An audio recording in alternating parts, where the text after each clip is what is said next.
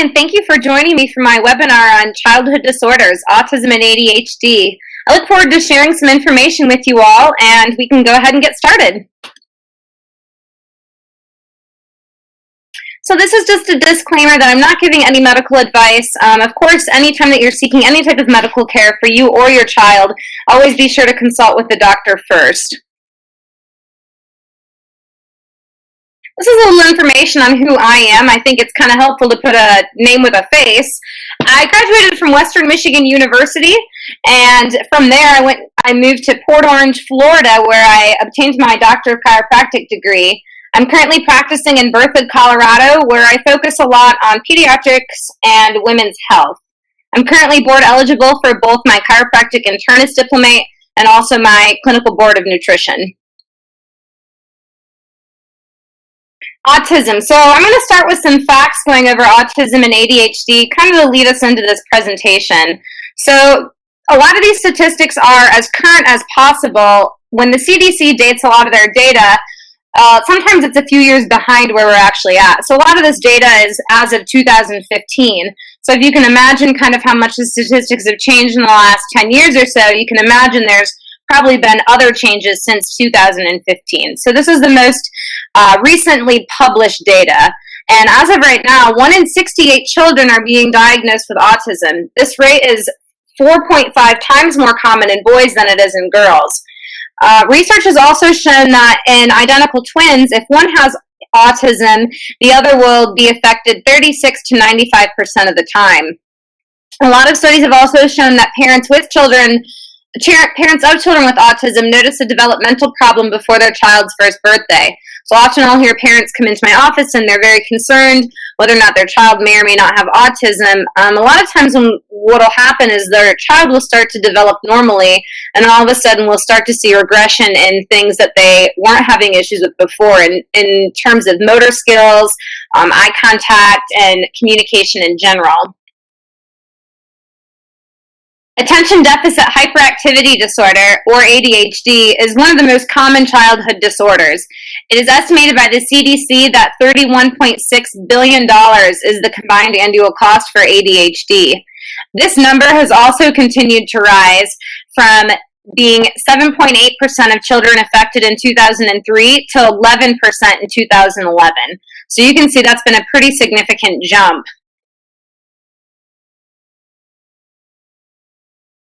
So the first thing we're going to get into is some research, testing, and treatments that go along with autism in terms of kind of coming from a functional medicine perspective.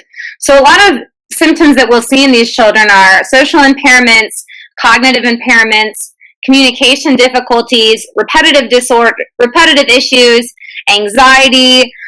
They typically have a hard time communicating what they need or what they want. And like I said before, we'll see some regression around 1 or 2 years old. So I think it's really important to understand what's actually happening in these children from a neurological perspective. So there's an area of the brain called the amygdala. If you look in the picture on the right, you can see this little tiny pea-shaped thing within the brain, and that's actually the amygdala. The amygdala is a very animalistic part of our brain. This is the area that kind of gives us our emotion, if you will. The frontal part of our brain, or that purple highlighted area in the picture, is what makes us human. This is where we make logical decisions. This is where we have emotions of love and caring for other people. There's also part of the brain that controls memory and emotion, and this is considered the limbic system. Many people that have autism have abnormalities of the size and activity of their amygdalas. The excessive fear that they have tends to emerge as social anxiety, but can also present as several other symptoms, including anxiety, OCD, lack of impulse control, depression, and substance abuse as they get more into their adulthood. Another part of the brain that can be affected is called the thalamus. So you can see on the picture on the left, this is where the thalamus is located, kind of the middle part of the brain. This is part of the brain that screens out constant sensory information that we're exposed to. So for instance, you can think of this as when you get dressed in the morning, you may be aware of that tag on the back of your shirt when you first put your shirt on, might kind of itch for the first 30 seconds, And then as time goes on, you forget about the tag being there, or you forget that your sock is wrinkled in your shoe. All these things you kind of tend to forget about as time goes on. That's because the thalamus is screening this out and telling the rest of your body, that's not important, this isn't something worth worrying about. However, in people that have autism, they have reduced size and function of the thalamus, which means that they're constantly being bombarded by stimuli. The thalamus also helps to regulate motor control, which could explain why these children are typically clumsy and uncoordinated.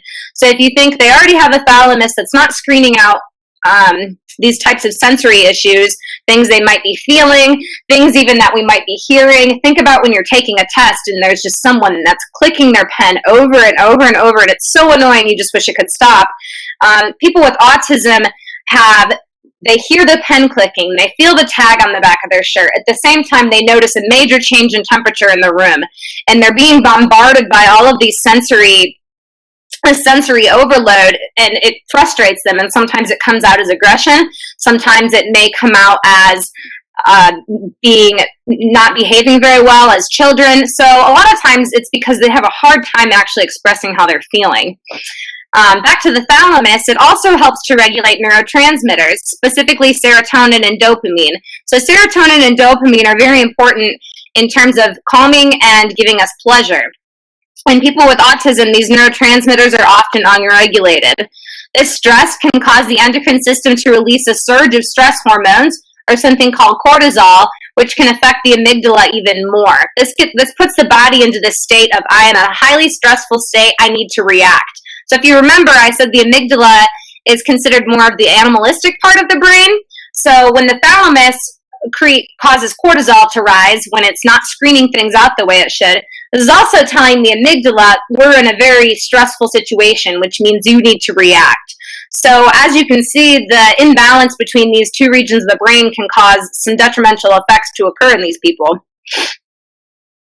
Another thing that I thought was pretty interesting are mirror neurons. I'm not sure if any of you have heard of this before, but mirror neurons are a special class of brain cells that fire when an animal or person registers awareness of someone else or of something else that someone is experiencing. So, for example, you think when you see someone across the room and they have this huge ice cream sundae, and in your head you're like, oh my gosh, I want to have that ice cream, it looks so good. You might start salivating, you may start just really thinking about it. This is watching someone else eat makes you hungry. This is kind of how these mirror neurons work.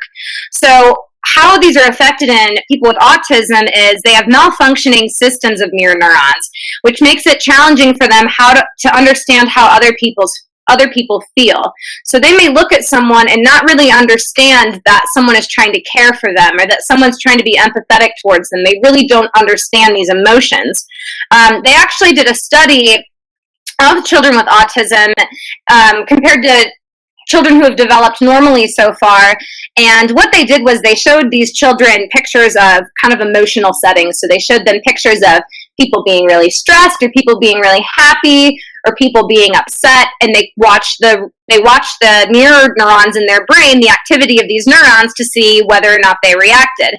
What they saw was that children with autism didn't really recognize a difference between anger, fear, or happiness. They really couldn't differentiate those are different emotions. So this leads us to a lot of different things in terms of communicating with these children. It causes a lot of anxiety. Imagine walking down the street and not understanding any emotion on anyone's face that you come in contact with. That'd be very terrifying, not to be able to understand that someone's giving you a smile in a friendly way, or they're glaring at you in the car because you accidentally cut them off in traffic. So this is very frustrating to these people. It also makes it very challenging for them to love. So a lot of times parents really want to comfort their children and hug them and give them kisses and all sorts of things to show that they love them, and the kids just might not understand that this is something that's normal. They just might not get it. So these are some of the ways that the brain can be affected in children with autism.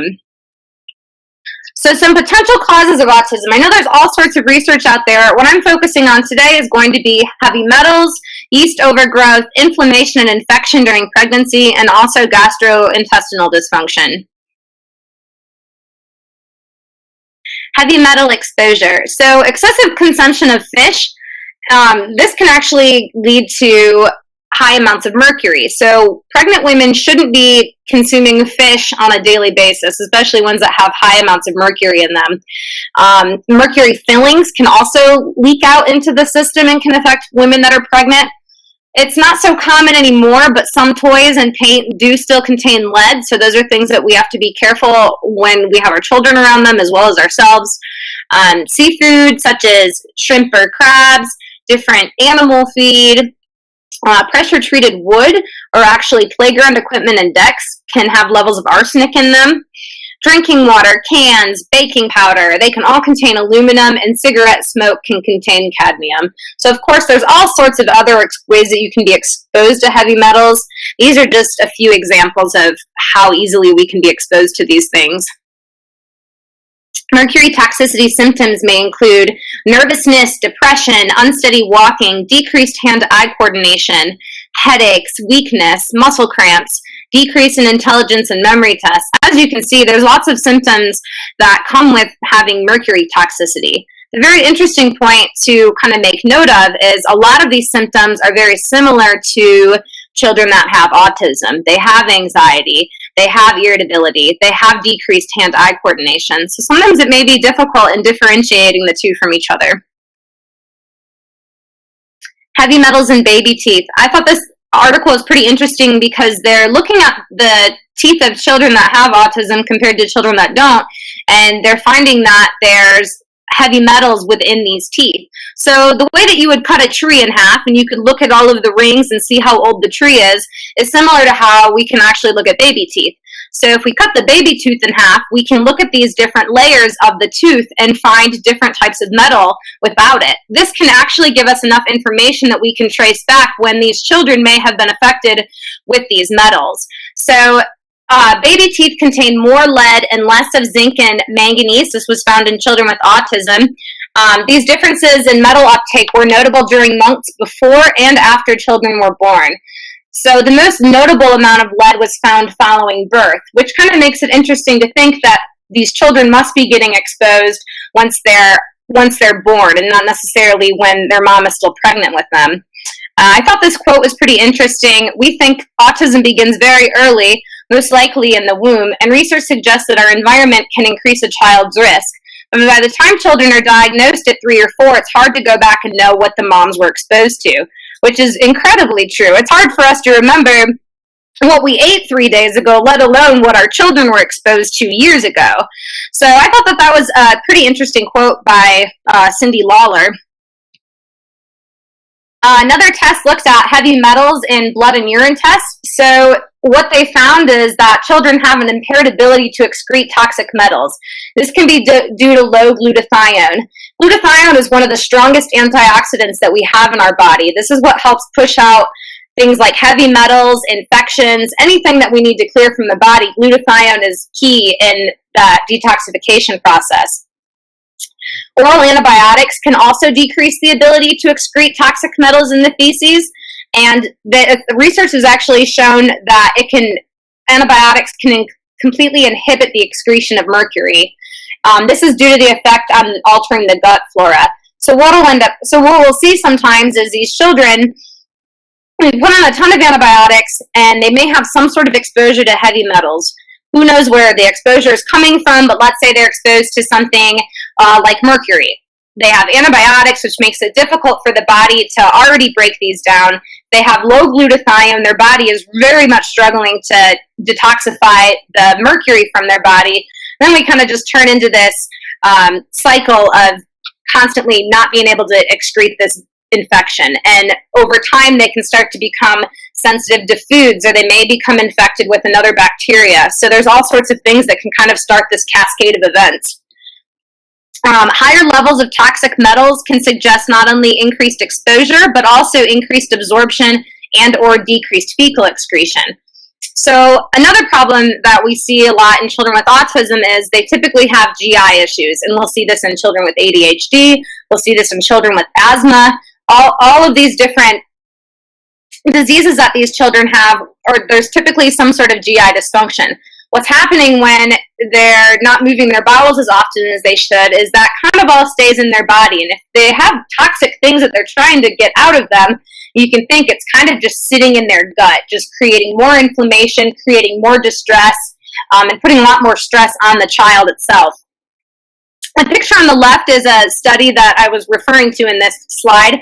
The blue bars are the control groups, and the red bar are the children with autism. So as you can see, when they measured these kids for heavy metals, it was pretty straight across the board that children with autism had a lot higher amounts of heavy metals in their bodies than children that didn't. This study found that children with autism on average had higher levels of lead in their red blood cells and higher urinary levels of lead, tin, and tungsten. So some analysis has shown that toxic metals are strongly associated in variations of severity in autism. So children that have had more heavy metal toxicity are considered to be more on the severe end of the autism scale, or the autism spectrum. Chelation therapy. So this is something that is very commonly used to help remove heavy metals from the body. DMSA is the most common one used in the United States. It has the least amount of side effects. So if we're talking in terms of pharmaceutical drugs, this is one of the more common ways to go. There are other natural therapies that we could use to help with detoxification of heavy metals. That, of course, would be prescribed on a case-by-case basis. I'm going to get into a little bit more therapies here in a few minutes, but based on that, that's how we would make our clinical decision. So here we are, nutritional supplements that can aid in elimination and/or reduce toxic effects that children with autism may have from heavy metals. N-acetylcysteine is a very strong antioxidant. Lipoic acid may be very helpful. This is a very strong antioxidant. This can actually stimulate production of glutathione in the body. The only problem is it has the potential of transferring metals from the peripheral part of the body. So that would be like in the legs and arms and kind of outer edges of the body, and it can actually move them towards the brain. So this is a therapy that we may not use right away in treatment. You want to rule out that there's not any heavy metals present in the child first. Vitamin E is also a very strong antioxidant. Cilantro is very good at, this would kind of be a replacement for chelation therapy. Vitamin C, glycine, and garlic can all act as antioxidants and antimicrobials, and sauna treatments. So this can help the child to sweat and can help to excrete more mercury that way. So this was a two-part study on autism. I found that this one was pretty interesting. They took a group of children and they gave them one round of chelation therapy for 3 days. There was a huge increase in the amount of lead and mercury that was excreted from the first dose, or after the first dose, and then after a round of therapy. So these children received a couple different treatments. The ones that had a super high amount of excretion of heavy metals continued to phase 2. So the next slide, phase 2, shows us that participants benefited from both one treatment and 7 treatments of chelation. They also noted that the people who completed the study or went through the second part of it as well, 77% of the children had improved autism scores, 12% had no change in symptoms, and 11% had worsening of symptoms. And they noted that the most common effect was being hyperactive in the beginning, and researchers said that this effect was temporary and after a few days went away.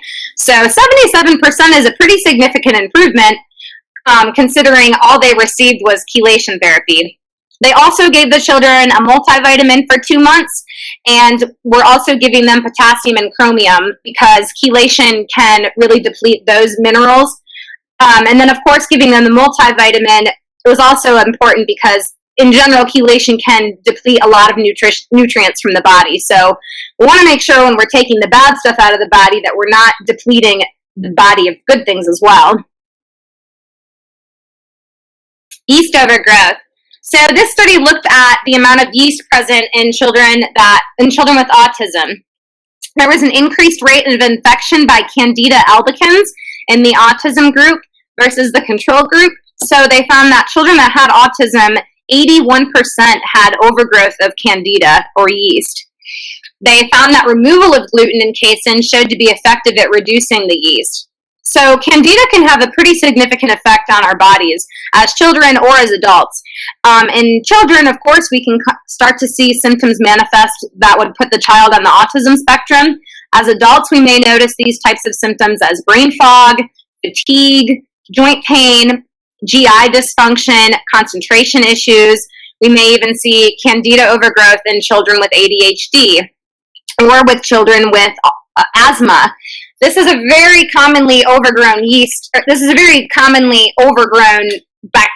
substance in our body. It exists in everybody, but overgrowth of it can cause a lot of issues. So short-chain fatty acids like propionic acid can induce an autistic-like state in lab rats.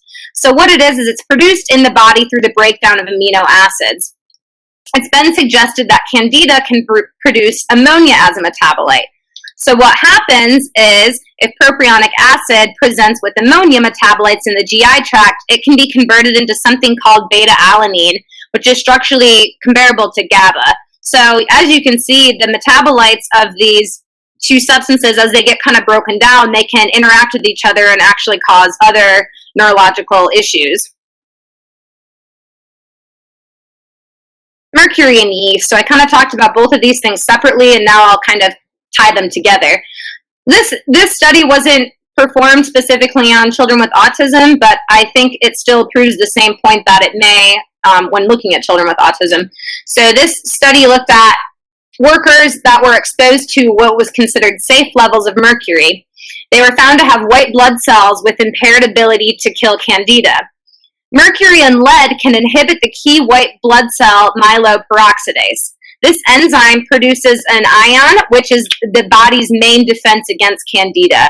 So basically what this is saying is there's a level that is considered safe to be exposed to in terms of heavy metals, but what they're finding is this mercury can actually affect a certain white blood cell, making it so that it can't fight off overgrowth of yeast or candida. So as you can see, this can turn into a really nasty cycle of heavy metal toxification and overgrowth of yeast, and the body's immune system is unable to try and fight either of those off, whether it's due to low glutathione and an inability to detoxify, whether it's due to these impaired white blood cells that don't have the ability to kill the candida. So now you're having this heavy metal that's existing throughout the body, this candida that's continuing to grow, and the body unable to help either of the situations. So this can be how children can get worse and worse and worse. Which brings me to my next point, gut dysfunction. Kind of like I mentioned earlier, it's estimated that 85% of children with autism suffer from constipation. So the infant gut is colonized by microbiome of the maternal vagina, anus, and skin during delivery. As you can see, babies that are born vaginally are exposed to different strains of bacteria than babies that are born cesarean style. So that's because when they're born cesarean style, the babies are more exposed to bacteria on the mother's skin, whereas when they're born vaginally, they're exposed more to the bacteria that exist within that part of the body, or the vagina and the anus. So children that are treated with antibiotics within their first 3 years of life have a microbiome that's less diverse. That's due to the antibiotics, in a sense, killing off all of the bacteria in their gut, whether it's good or bad. Breastfeeding for more than 6 months shows a lower risk of developing autism. That's because the mother shares a lot of her immunoglobulins with the baby through the breast milk. And antibiotics during pregnancy can show potential risk for the child developing autism. This is because the antibiotics still work the same way when the mom's pregnant as it would if you're not pregnant. It's going to kill off a lot of the bacteria in the body, whether it's good or bad, which in a sense could ultimately affect the child. The microbiome and its influence on the brain. So compared with the gut microbiota of children without autism, the gut microbiota of children with autism is very less diverse and exhibits lower levels of certain strains of bacteria. Children with autism present alterations in their levels of Bifidobacterium, Prevotella, and Pseudorella. Ruminococcus torcus has also been associated with functional GI disorder.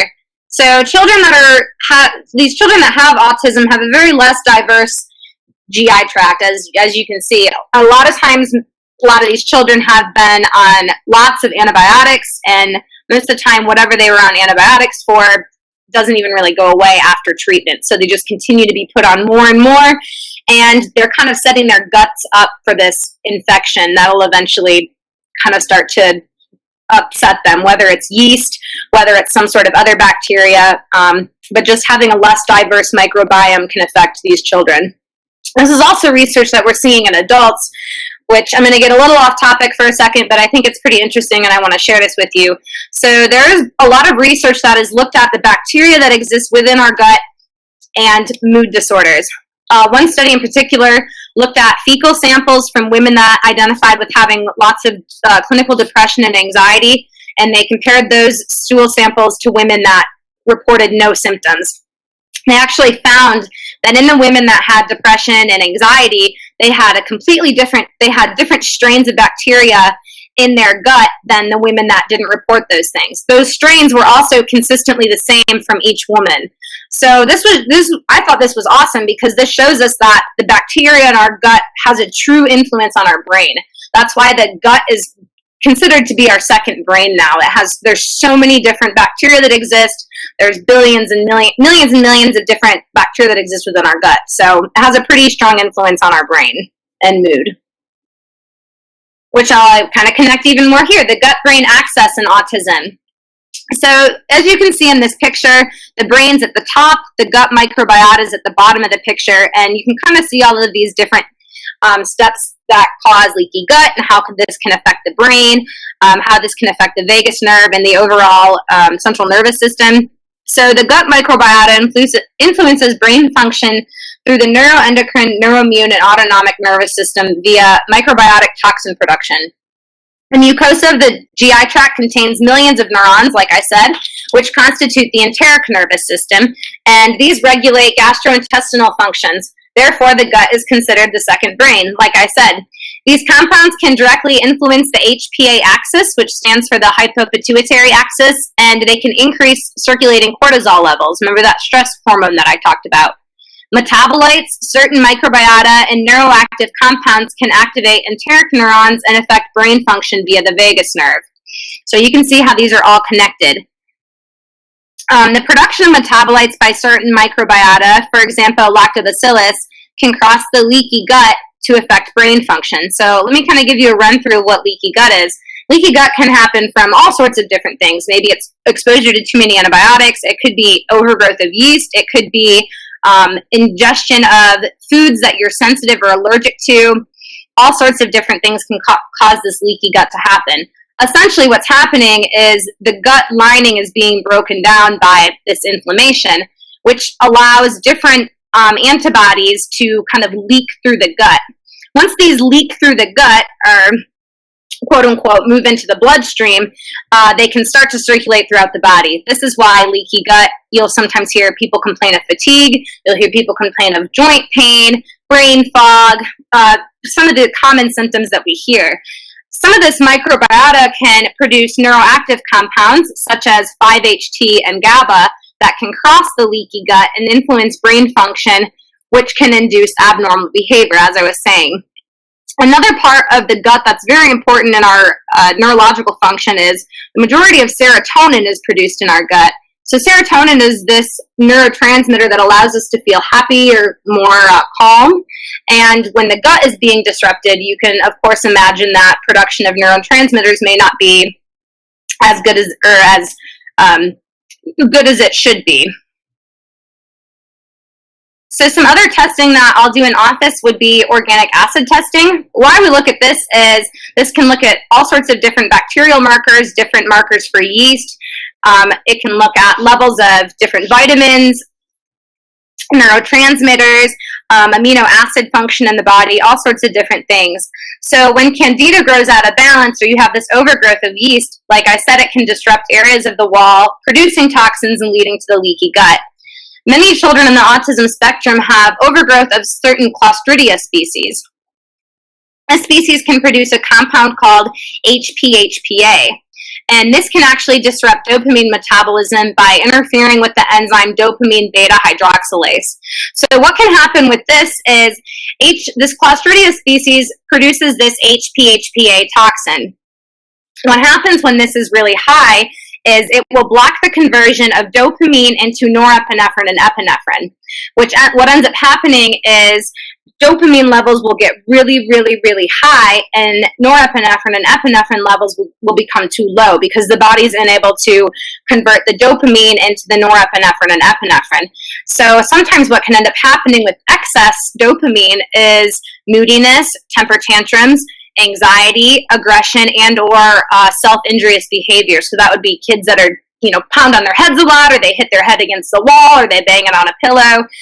So those are sort of the symptoms that we'll sometimes see when this is happening. The problem with this is you can see a lot of these symptoms are also very similar to children that may have ADHD, children that may have anxiety. So it's really hard to tell, is this what I'm looking at? Is this autism I'm looking at, or is this an infection that I'm looking at?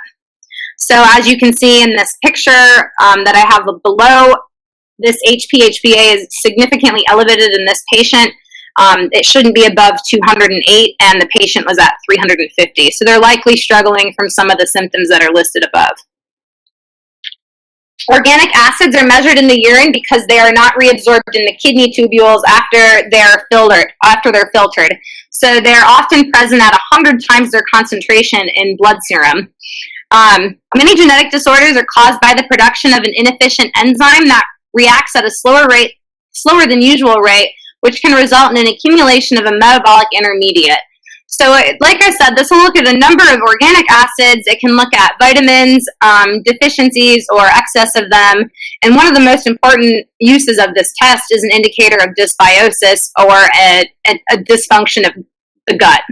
Some of these bacterial byproducts from the intestine enter the bloodstream and may alter the metabolism of neurotransmitters such as dopamine, like I mentioned before. So some testing that we may do in children that have autism would be heavy metals. Hair analysis is easy and cost effective. However, one of the negative parts of that is mercury will only show up if exposure has been recent. You could do something called the DMSA challenge test, and blood testing. This is the least sensitive but the most significant indicator of toxicity of metals.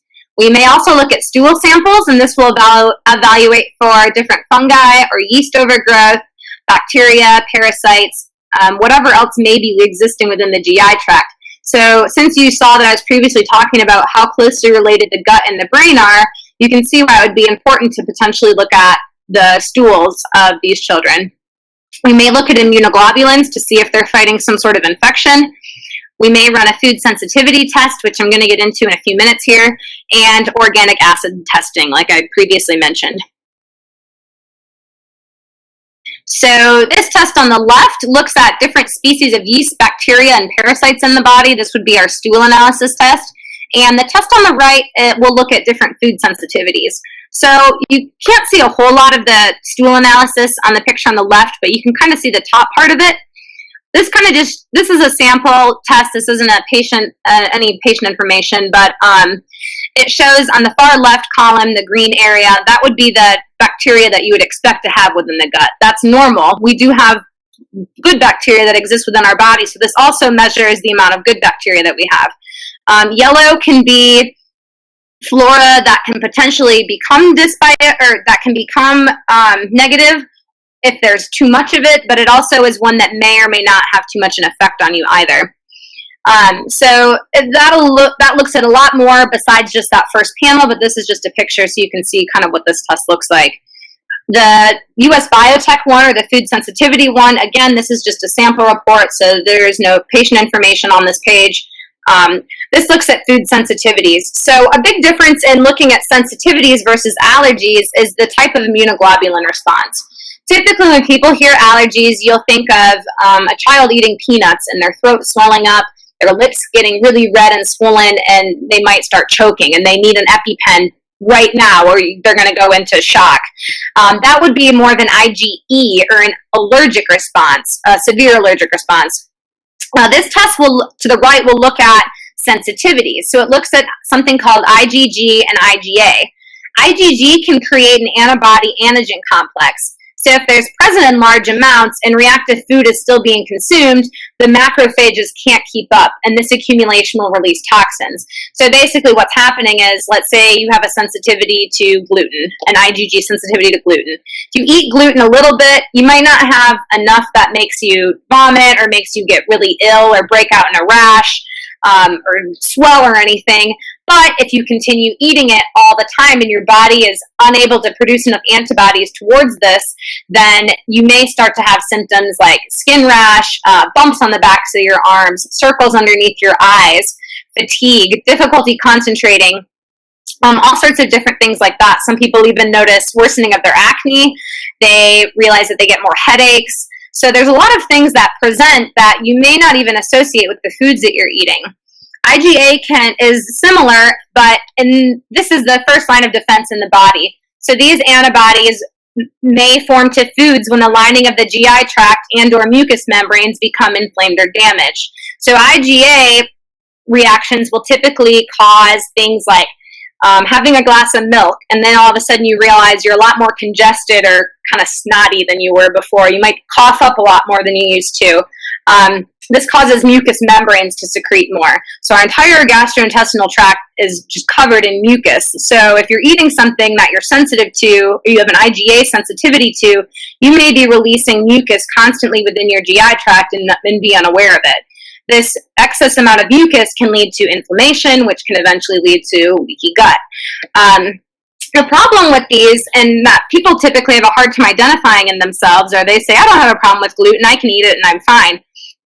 One of the problems is a lot of times these symptoms may not show up for 24 to even 72 hours. So you might wake up one morning and go, wow, I kind of have a headache today, or I have a lot more acne than I did a few days ago. And you might think, okay, did I eat something last night that I shouldn't have? But typically people won't think back to what they had 3 days ago, especially if it's something that they're consistently eating, like dairy. So this is what's challenging sometimes to see in yourself as a patient. I like this biotech test or the food sensitivity test, because we can do it as a blood draw or a finger prick. So the finger prick is a lot easier with my kiddo patients. They obviously don't tolerate needles very well, so a prick is a lot easier than trying to do a blood draw. The stool analysis is also an easy test for them, because we literally just collect a sample of the stool. The parent can help with that. They can take these test kits home if they want to. And then the organic acid test is a urine test, so that's also not too challenging of a test to collect from the child. So to kind of wrap things up with autism here, some treatments that we may do would be chelation therapy. We may do a metabolic reset or liver detoxification to kind of help get them detoxifying properly again. They may need some extra help with that. Of course, making some dietary changes. Probiotics will start to help influence adding more beneficial bacteria into the gut. We'll, of course, address nutrition and mineral deficiencies, which majority of these children are deficient in things because they have such a disruption in their gut that they're unable to absorb nutrients that they really should be getting. Essential fatty acids, very anti-inflammatory and are very key in the neurological development of children. Phosphatidylcholine can help with concentration. It can help with brain health overall. Of course, removal of gluten and dairy, and I'll kind of get into that further in a few minutes. We found that the ketogenic diet can help increase sociability in these children and can also decrease repetitive behaviors and can improve social communications. Low sugar diet, I think this is absolutely key. Sugar is inflammatory to the body and brain and can also support yeast growth. So this is something that I stress in my adult patients as well as my pediatric patients, is maintaining a very low sugar diet. Sugar has been found to cause diabetes. They're starting to find there's a lot of research coming out now that sugar has some sort of effect in the development of Alzheimer's and dementia. So having a very low sugar diet is key in the treatment of these children. Apparently, I think it's very important to remove gluten and casein because I listed it again on here. Glutathione, we may directly give the child glutathione to help them with the detoxification. Vitamins A, D, E, and C, these children are typically deficient in, and these vitamins are also very strong antioxidants. And we may give them antifungal treatments to help decrease the yeast overgrowth in their body. So the next one we're getting into is ADHD. So I'll go over some similar things, research, testing, and treatments. So before I get too far into this, I should say that a lot of the stuff with ADHD and autism overlaps very significantly. Sometimes we'll actually see children as they start to regress, as they start to have treatment for their autism, they may start to regress, or I guess regress in terms of their symptoms. Their symptoms may improve and they start to feel better, and they may actually transition into more of an ADHD type state where they're still functioning better than they were before, but not quite where they should be at. So you'll see a lot of overlap in both the treatment, the testing, and the research between these two disorders. So symptoms of ADHD may include fidgeting, problems focusing, difficulty paying attention, problems controlling their behavior, and hyperactivity. So like I explained how autism affects the brain, I'm going to explain how ADHD can affect the brain. So this picture on the right, I think, gives us a pretty good picture of all of the different areas of the brain that I'm going to be talking about, as well as some of the ones that I talked about already. So the hypothalamus is very key in regulating body function. The amygdala, like I talked about previously, has a major role in our emotions, or kind of more of our animalistic type of thinking. Our basal ganglia can help with movement and kind of our reward system to our brain. The thalamus has a big control over the sensory gateway, and that's why I talked about the children, they can kind of be overwhelmed by even something being on their back or like a t-shirt. And the hippocampus has a major role in memory. So the lower brain is the first place and the most information comes to. So this is where we get our sight and hearing. The lower brain then communicates, or then is sorted out by the thalamus, this information sorted out by the thalamus, and eventually gets translated to the upper brain. So children with ADHD have a weak function of the thalamus. Like I said, they're very similar to children with autism. So they're not very good at sorting out this information. These children end up perceiving the world as kind of a chaotic jumble of sights and sounds. So they're kind of unable to organize it in their brains. These children may also have enlarged amygdalas, just like the children with autism did. The biggest problem that kids with ADHD have is that their brains are not very good at sending information from the lower brain to the upper brain, and they do this via what's called the basal ganglia. Their thoughts then tend to stay in the lower or the more limbic part of their brain, which is controlled more by emotion, fear, and instinct rather than by logic. So our upper brain has more of the logical thought process. This is what separates us from animals. We have the ability to think about people's feelings. We have the ability to think, if I put my hand on this stove, it's going to burn. I shouldn't do this. We kind of have the more logical thought processes, and that's what makes us more superior beings. So when these children are having hard times communicating between the lower part of their brain and the upper part of the brain, they may tend to act more out by emotion rather than by logic. And that's where we kind of see the impulsivity at sometimes in these kids. So this is kind of going over this again. Your lower brain has more of a primal survival mechanism, whereas the higher brain is where we have our personal growth. This is what makes us kind of who we are. So what happens is when the path between the lower and upper brain fail to communicate, these thoughts get stuck. If they get stuck in the upper part of the brain, this can cause people to be overly rational and too unemotional. These people are typically considered people that live inside their own heads. More often, though, the thoughts get stuck in the lower brain, which can cause behavior that is too much in fear, emotion, and anger.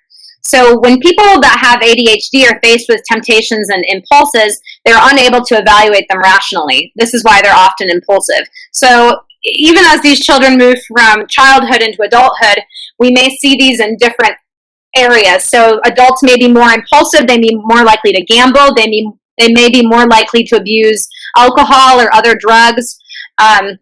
They may not make the best decisions rationally because they're thinking more with their emotions rather than in a logical thought process. So this is the same thing that we'll see in children as well. They may, instead of raising their hand and waiting their turn, they may just blurt out an answer if they think it when they're in class. So this is kind of what's happening with the brain in children with with ADHD. The reticular activating system is also dysfunctional in children with ADHD. It's the primary attention system of the brain and is intricately linked to the frontal lobe. So you can kind of see this picture on the right looks at information coming in from the lower or the brainstem area and getting kind of pushed across the entire brain. So what can happen is the system sends information all around the cortex or the brain, and if the reticular activating system is functioning slowly, the brain might have difficulty staying on task. So this can result in classic signs of inactivity, which should be the lack of focus, easily distracted, short attention span, and of course difficulty in learning when all of those things are occurring. This would be the attention deficit part that we see. If these children are overly aroused, it can create opposite symptoms. They may become super restless, they may become impulsive, they pick things up and put them down, they kind of just walk around with no really logical sense of what they're doing. They may even become somewhat obsessive. These are controlled by neurotransmitters, so this whole system is controlled by different neurotransmitters, low serotonin being one of them, and when there's low serotonin, this can lead to agitation, restlessness, and anxiety. So if you remember what I talked about earlier, the majority of our serotonin is produced in our gut. So if there's gut dysfunction and we're not creating as much serotonin as we should be, these may be some of the symptoms that we'll see. Low acetylcholine can make it difficult to transport neurons, which means if the system is already kind of functioning more slowly than it should, and now you have a low neurotransmitter on top of it that makes it harder for the neurons to communicate to each other, this may manifest as brain fog, so in adults or in children. Low dopamine is typically the sign of, this is typically the most commonly focused on part of ADHD, and I'm going to get into that a little bit more. So low dopamine can actually lead to the inability to trigger arousal and can actually show low mood in people. So I'm going to talk about dopamine a little bit more. I think it's in the next slide, or in a couple minutes here. So commonly prescribed ADHD medications. The first line of stimulants may include something called methylphenidate, which is typically called Ritalin, dextroamphetamine, dexedrine, and Adderall are some of the more commonly prescribed ones. Methylphenidate acts on the central nervous system with a dopamine agonistic effect that is slower in onset but mechanicalistically almost identical to cocaine and amphetamines. So methylphenidate acts very similarly to what cocaine and like methamphetamine would do to the body. They're very similar. So a second line of commonly prescribed ADHD medication, the name for it is Digoxin, but this is actually methamphetamine. So the scary drug that you hear about on the street is something that's actually being prescribed to children to help them with their ADHD. Abnormalities in the frontal striatal brain circuitry and possible hypofunctioning of the dopaminergic pathways are apparent. So that's why they give these children these dopamine stimulating drugs. So something that's very interesting to note is dopamine deficits occur in these children due to receptor dysfunction. There's a bunch of different receptors. I'm specifically going to be talking about one called D4, and this one is what's most commonly known for its malfunctioning. This receptor needs to be methylated to function properly. So what happens with being methylated is there's a group of carbon and hydrogens that attach to these carbons, and then this methyl group will attach to this receptor, making it more easy for the dopamine to attach. So what happens is if this receptor isn't becoming methylated, then it's very difficult for the dopamine to actually attach to these receptor sites, meaning they're kind of just bouncing around, not really doing anything. So what ends up happening is when there's too much dopamine and they're not binding to the receptor sites will actually shut down, and then there will become a shortage of dopamine activity. So this makes it look like these children don't have enough dopamine, when in all reality, they're just not binding to the receptor sites. So a really easy way of methylating the D4 receptor is giving someone methyl B12, and that actually can resolve the problem. So by methylating the receptor, it makes it easier for the dopamine to attach to these receptors. So if your first line of treatment, you want to try giving someone B12, it poses a lot less risk than giving them some sort of stimulant that I listed above. So for those of you that don't know the effects that these psychostimulants have, there's some listed here. The reason I called them our effects is I heard a researcher once refer to effects of drugs not as side effects, but as effects. And the reason being, he said, was that every drug has an effect. what you choose to use it for is what makes it a side effect or a main effect. Regardless, that drug will still have the same effects, regardless of how you market it, essentially. So I thought that was kind of interesting to think of that way. So some of the effects that these drugs can have on children are increased focus, weight loss, insomnia, headaches. These children may develop tics. They may have growth delays. They may develop anxiety. They may have tachycardia or heart palpitations, leukopenia and psychosis. So leukopenia would be a decrease in white blood cells. They may actually have withdrawal symptoms, and they may develop an addiction to the drug because their body relies on it so heavily. They may have something what's called the rebound effect, where the drug starts to wear off, and then all of a sudden they feel, the child feels awful because they no longer have the drug in their system. This can cause them to develop blood sugar handling problems, which is already becoming more and more of an issue in this country, with a lot of children now developing diabetes way earlier than they should be. And it can also decrease their appetite, leading to anorexia and or nausea. So these are some pretty major effects that these drugs can have on children, and a lot of things to consider when giving these medications to kids. So possible causes of ADHD, like I said, there's a lot of overlap between ADHD and autism, so you'll see a lot of the same things. I'm trying to make it a little bit different, so I'm going to touch on some different things this time than what I did in the autism, but a lot of the same things apply here. So these children may also be struggling with food sensitivities or allergies, gut dysbiosis, toxification of the brain and body from heavy metals, inflammation in the brain, something called PANDAS, which I'm going to talk about a little bit more in a few minutes. In utero stressors and nutrient deficiencies are very common in these children. As you can see, B vitamins is one of the first things I listed, and like I previously talked about, that methyl B12 can potentially be key in making it easier for the dopamine to attach to the receptor. Thyroid disorders are also can lead to children having problems later in life, whether the children have thyroid disorders themselves or whether the mother has a thyroid disorder during pregnancy. Thyroid hormones. So these are necessary for normal brain development. They regulate the development of cholinergic and dopaminergic systems, which serve the cerebral cortex and the hippocampus. So like I talked about earlier, the dopaminergic system is one of the most studied parts of ADHD, the ADHD complex. So it's very important that the thyroid functions properly, otherwise we may have dysfunction of these different systems.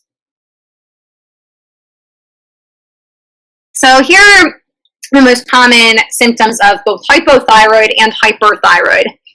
Hypothyroid may have brain fog, they may have memory issues, they may have constipation, dry skin, intolerance to cold, fatigue, weight gain. Hyperthyroid symptoms may include difficulty sitting still, brain fog or lack of attentiveness, irritability and mood swings, anxiety, and trouble sleeping. So as you can see, these symptoms are very similar to what children with ADHD may have. So again, it may be difficult differentiating, is this a thyroid issue or is this an issue with the neurotransmitters of the brain? So GRTH, or general resistance to the thyroid, what this is it doesn't allow the body to properly respond to the thyroid hormone. And instead of the pituitary gland lowering the production of TSH, it remains the same and continues to produce more hormones. So what happens, or how the thyroid functions, is the pituitary gland releases TSH in response to the thyroid hormones T3 and T4. So the thyroid might say, hey, brain, I'm getting a little low on T3 and T4. I need some more. That tells the brain, or the pituitary gland, release more TSH. The pituitary gland releases more TSH. The thyroid gland is happy because it's able to release more T3 and T4, and the cycle kind of continues. So that's kind of what happens with those hormones.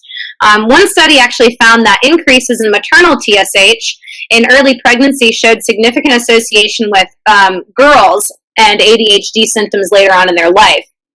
This research has found that the increased risk of ADHD is predominant in children born to mothers diagnosed with hyperthyroidism for the first time within 2 years of birth of the child. It has also been associated with the mutation in the thyroid receptor B gene, which can lead to resistance to the thyroid.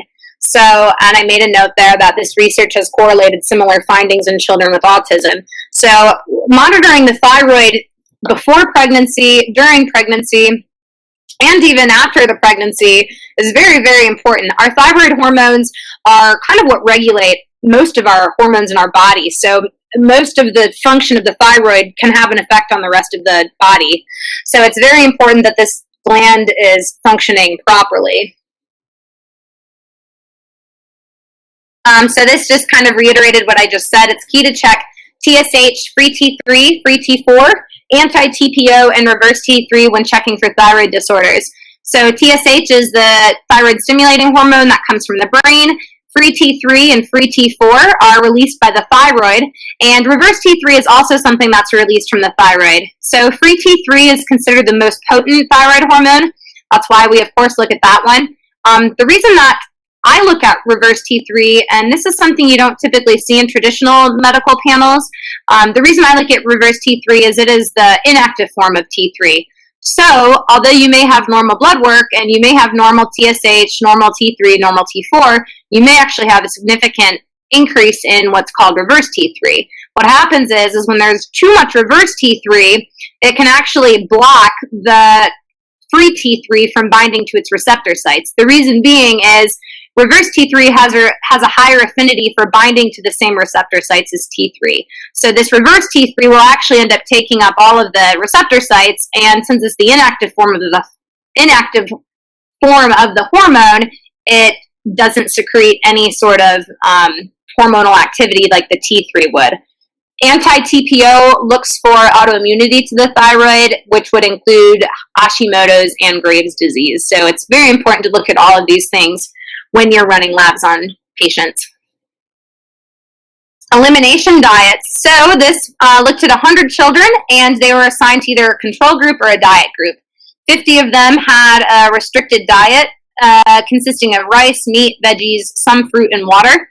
The other group was unrestricted. So this group of children were children that identified with ADHD. So at the end of 5 weeks, they found that 64% of children on a restricted diet had significant improvements in their behaviors. So 64% is pretty significant, and that was only from the removal of certain foods. So it's pretty crazy to imagine how these children may have done even how much more they would have improved had they been on some sort of nutritional therapy or other supplement schedule as well. But I thought that was a pretty interesting article. Pandas. So this is something that not a lot of people have heard about, but we're starting to see a pretty an increased number of people that are being affected by this. So what this acronym stands for is Pediatric Autoimmune Neuropsychiatric Disorders Associated with Streptococcal Infections. So I'm going to explain to you how this affects the brain, just like the other two things. So PANDAS has an effect on the basal ganglia. And if you remember what I said previously, the basal ganglia is one of the links between the lower brain and the upper part of the brain. So attack on this important link can cause serious malfunctions, including thoughts and behaviors, and this can cause children to fly into sudden uncontrollable rage. So if they're having some sort of issue with the basal ganglia, they may just all of a sudden be fine, and then you do one little thing and it completely sets them off out of nowhere. And it's really sad because sometimes parents are concerned that it's the way that they're parenting their children or the way that they're disciplining their children. And it's really not. It really is a dysfunction in their brain that the parent or the child really doesn't have any control over. So this part of the brain also, advanced areas of the brain consist of rational, inhibitory, logical regions, and this is the upper or the frontal lobe, the upper brain or the frontal lobe where our forehead is. And then the primitive areas of the brain, like I discussed previously, are located in the lower part of the brain, near the brainstem and the spine, and these are governed by highly emotional limbic system.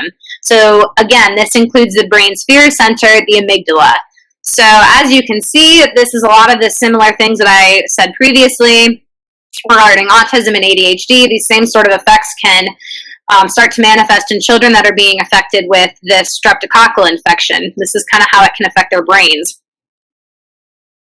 So what it is these infections occur when strep triggers a misdirected immune response, which results in inflammation on the child's brain.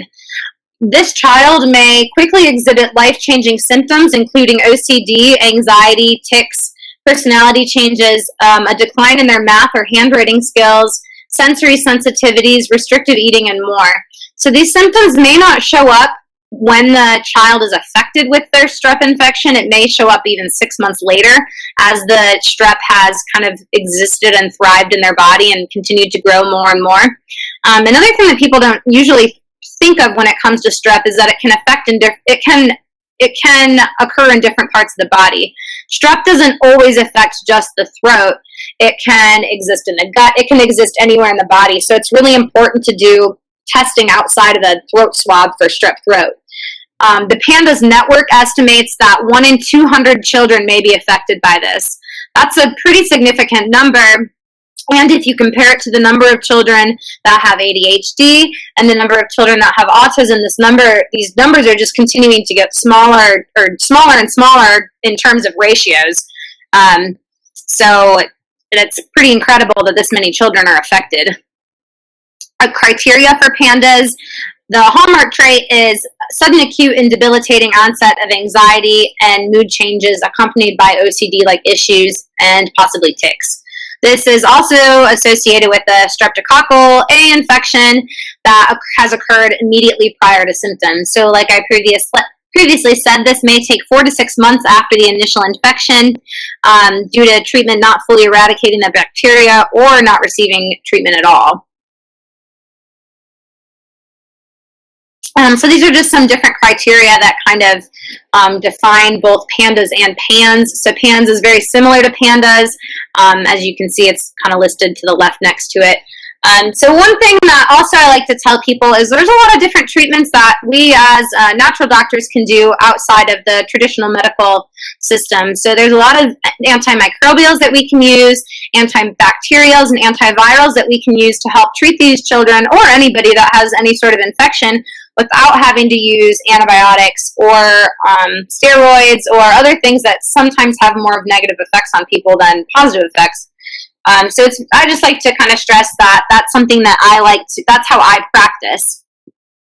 Additional triggers for PANDAS, it doesn't always have to be strep, and that's why this other one called PANS can be brought on by other infections, including staph, Lyme, the flu, EBV, allergies, overgrowth of yeast again. And again, yeast overgrowth can occur following antibiotic treatment and is also due to poor diet. So high starch or high carbohydrate diet and lots of sugars. Testing. So testing, we may do strep ASO, anti-DNA B titer, and some ANA testing. We may also look at CD4 cells, IgG, IgA, IgM, possibly some MRI or PET scans, and they would use this to visualize inflammation in the brain in cases where they suspect an encephalopathy. This is just some extra information that I thought was kind of interesting in terms of anxiety in children. This is showing that anxiety disorders are starting to trend upward. So the number of anxiety disorders being diagnosed in children is continuing to increase. Some studies are suggesting that by 16 years old, 1 in 10 youths will suffer from some sort of an anxiety disorder. So you can see all the different ones that are listed on here. Another thing that I thought was interesting with anxiety is recurrent abdominal pain, anxiety, and depression are very closely related. So children between the ages of 8 and 15 presented with recurrent abdominal pain, or RAP. They found that these patients were more likely to receive a diagnosis of a psychiatric disorder. 79% had an anxiety disorder, and some of these, of course, overlapped, and 43% had a depressive disorder. And anxiety disorders showed a mean onset of 6 years old, and they were significantly more likely to precede recurrent abdominal pain. So it's kind of a predictor that if you have a child that has a lot of abdominal pain when they're kids, they're more likely to develop some sort of anxiety or depressive disorder as they age. Dietary changes. So I left this for the end because I think it kind of covers both the autism, the ADHD, and the anxiety part of this presentation. And this is a question that I hear all the time. So I like to make sure that I cover this at the end just to make sure you fully understand it. So in the early 1980s, 2 scientists noticed that the behavior of animals under the influence of opioids or morphine was similar to that of children with autism. What they found was gluten is a protein that is found in wheat, oats, barley, and rye, and casein is a phosphoprotein of milk with a molecular structure very similar to gluten. So the molecular structure of both gluten and casein is very similar to an opioid. And like I said earlier, many of these children are not allergic but sensitive. So if you kind of remember the difference between the allergy and the sensitivity. Incomplete digestion of either gluten or casein can lead to amino acids bound to short chains or peptides. These can function like opioids and show up as autistic behavior. Most of the time, these peptides are eliminated, but some may escape the gut through the leaky gut, and then they can enter the bloodstream, eventually crossing the blood-brain barrier. Constant exposure to these opiate peptides can have damaging effects on the developing brain, similar to how a narcotic would work. Buildup of opioids in the brain can lead to a higher pain tolerance, repetitive behaviors, and lack of concentration. So again, that brings us back to the child that might bang their head against the wall, and it's just like, how does that not hurt? And maybe they have a higher pain tolerance than we realize.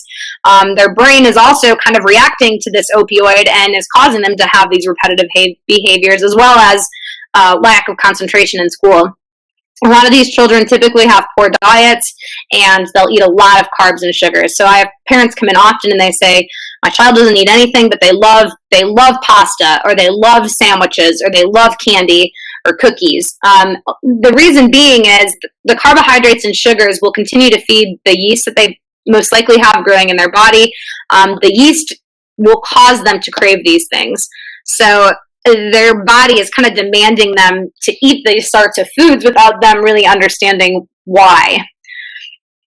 So I think that that's something that's kind of interesting. And oftentimes people ask me, why do you avoid gluten and dairy? What if you don't have a sensitivity? Should you still avoid it? This is what can happen to all people, not just children with autism, not just children with ADHD. This is kind of how gluten and casein in general can affect all types of people. So thank you for joining me tonight. This is my contact information. That's my direct email if you have any questions about anything. That's my office phone number that you can reach me at, and of course my website to my practice. I am very active on social media, so you can find me on All Natural Doc on Instagram, and our Facebook page for our practice is Drug Free Doc. So if anyone has any questions, I'd be happy to answer them at this time. Otherwise, thank you for joining me, and I hope you have a great rest of your night.